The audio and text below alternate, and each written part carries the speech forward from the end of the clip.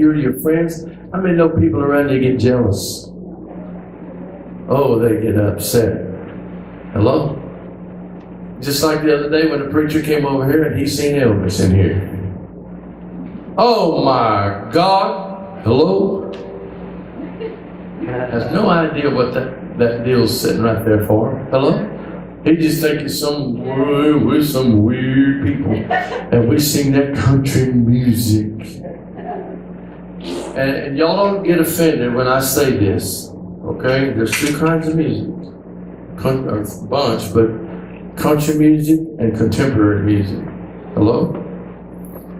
My problem with contemporary music is this. If you take the word contemporary, it means con and temporary. Or, hello? Think about this. Have you ever thought about that? It's only temporary. It's a head music.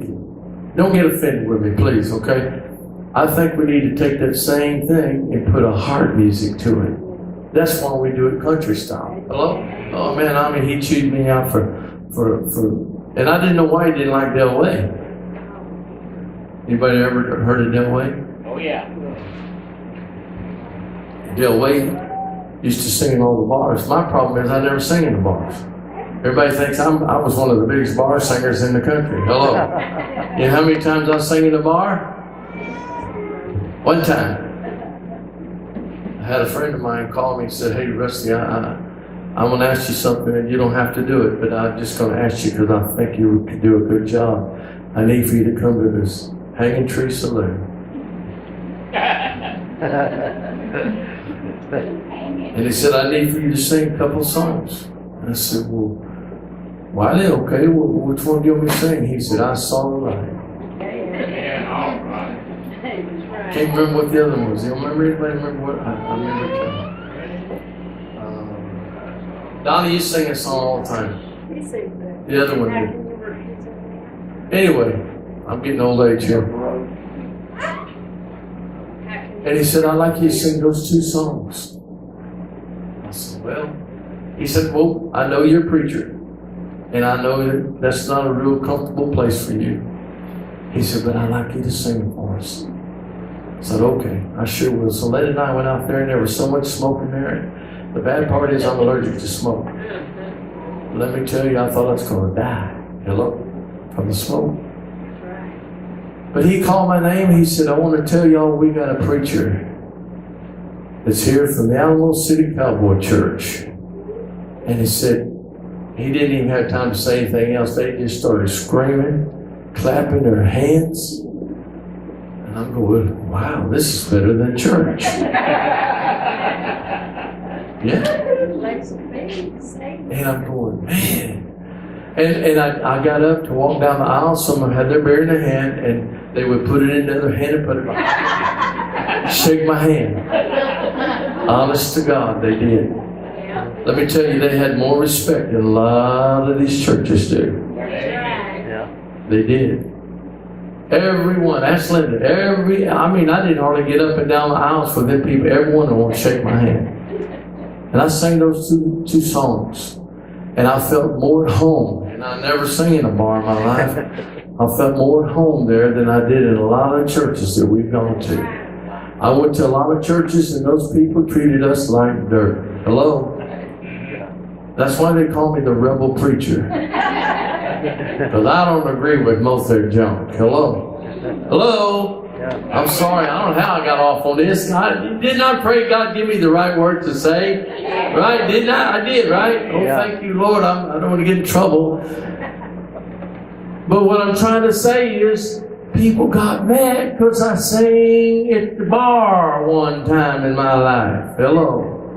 I used to complain to God. I'd say, "God, look, I don't have a testimony. I've never been a drug addict." Well, wait a minute. I did. When I was a kid, my mom drugged me every tent revival that came along. I said, I've never drank a bottle of beer in my life, never drank a bottle of wine, anything. I've never done any kind of drugs, anything like that. And I said, I don't have a testimony. I can't go tell people how it is. I don't know. Hello? I haven't smoked cigarettes since I was 9 years old, so but my dad delivered me from that. Hello? Y'all heard that story. But a vision of the end and what's going to happen. People don't like, they think, oh, you're crazy. No, I'm not. But I know this one thing. After doing all that, just going there and doing that, I appreciated people more than I ever appreciated people in my life. And I tell y'all this all the time, and y'all are not around it, y'all don't understand. This whole political mess sounded like a bunch of preachers. Do I hear an amen? Y'all know that. The Bushes, we're not going to back them. We're not going to do this. And all of them get little whiny stuff. Yeah. And it sounds, I put that on my Facebook one time, little quote baby. Yeah. Y'all didn't hear that. Where am I at? Okay. But what I'm trying to get across, what is our mission? Is to reach the lost, to tell somebody Jesus loves them. That's what this church is here. We're not here just to get numbers. I mean, if we want to get numbers, we can get them from all over just to get a number. But whenever people walk through the door, they either do one or two things here. They'll walk in and they'll stick around, or they'll walk in and head right out. Hello? Yeah. I've seen it too many times. Y'all haven't seen it, but I watched them come in here and their face is like, oh my God, look like a honky tonk. They sure wouldn't like my friend Jay Serrell. He's out of Nashville. I sing with him, and he's been here before. But they call him the honky tonk singer, honky tonk preacher, or something like that. Anyway, gospel singer, or something like that. And but he plays that real neat country style. You know what I'm talking about, Dave? Brad Paisley style. There you go. But he's going to all the cowboy churches all over. Hello? Is that his mission? Yeah, that's his mission in life. What is your mission in life? What is your desire to do in life? You ask kids when they're growing up, I want to be a cop. I want to be the president. But whenever they get older, they want to change all that. Hello? Yeah. Right? Yeah. I've had kids tell me, I want to be a preacher like you. And I watched some of them grow up. You'd be surprised how many preachers have come out of our little old church. And by the way, while I'm thinking about it, if you want to be a preacher, or if you got something, a burden in your heart that you want to talk sometime, like get up in front of everybody and say a few words, we're putting together a time that we can do it, like on a Friday night or something like that. We're going to let anybody who wants to get up and say something for about 5 or 10 minutes on a certain subject. We'll give you this subject. And we got about 8 or 10 people who's already talked to me about it. What do you think about that? Anybody think that'd be all right? That'd be cool? And if the rest of the church wants to come, but if not, we'll preach to one another. Is that okay? Yeah. And you'd be surprised how many preachers have come out of our church. Hello?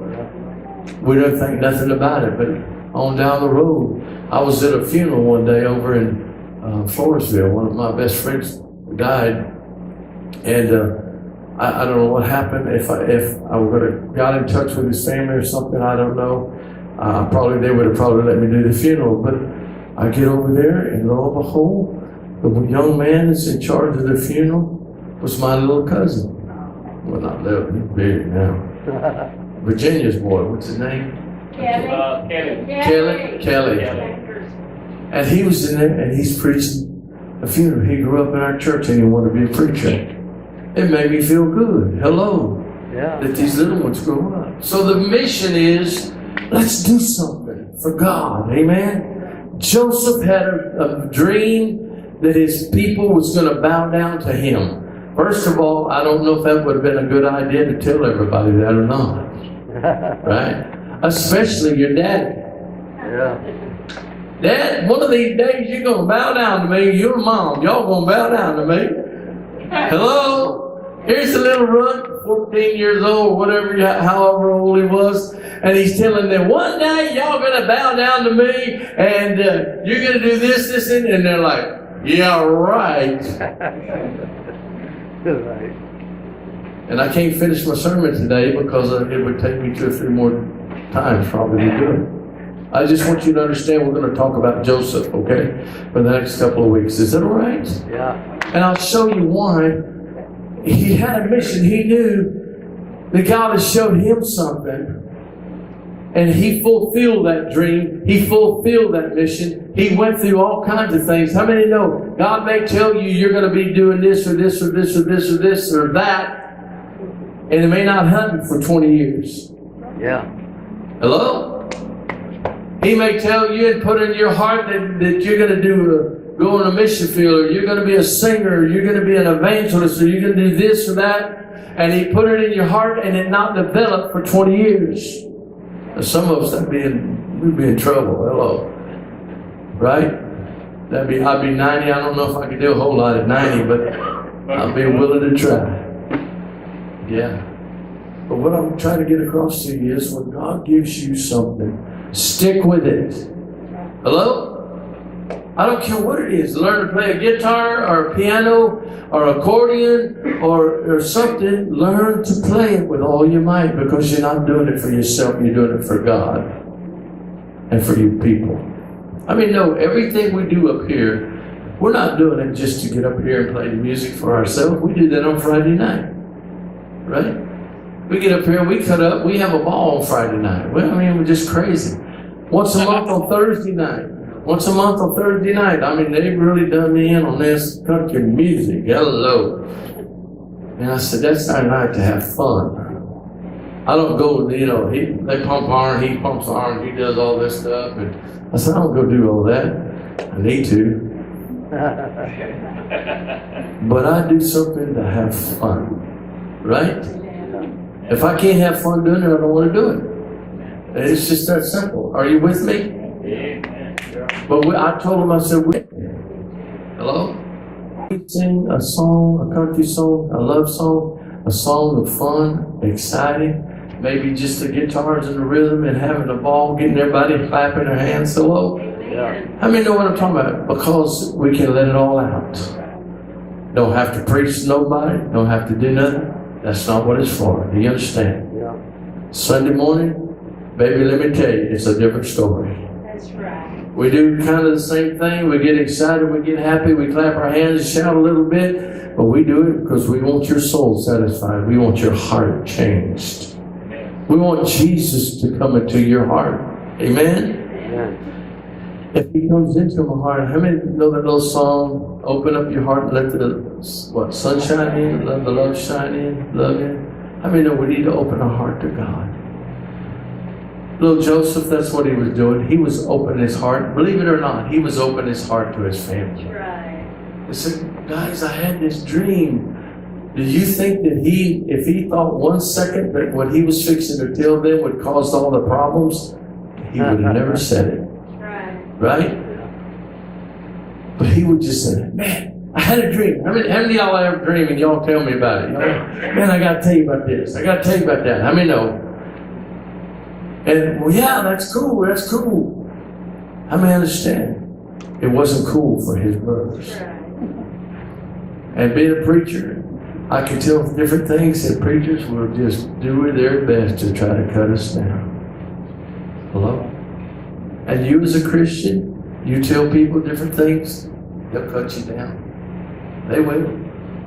Because they don't know the vision, the mission God has given you. I can tell you the whole thing from the beginning to the end. The mission was that he would rule over his brothers.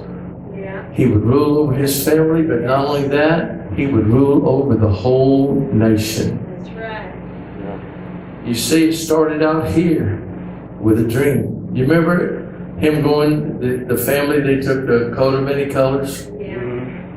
Remember that? Yeah. Took that coat from him, put some blood on it, throwed him in a pit. I like to call it from the pit to the palace. Is that all right? From the pit to the palace. How many know sometimes you're going to be in a pit? You're going to go through all kinds of stuff before you get to your palace. Are you with me? Yeah. And that's what Joseph was doing. He didn't realize that by saying they were going to bow down to him. He wasn't thinking about that. He just thought, wow, man, I'm going to be important.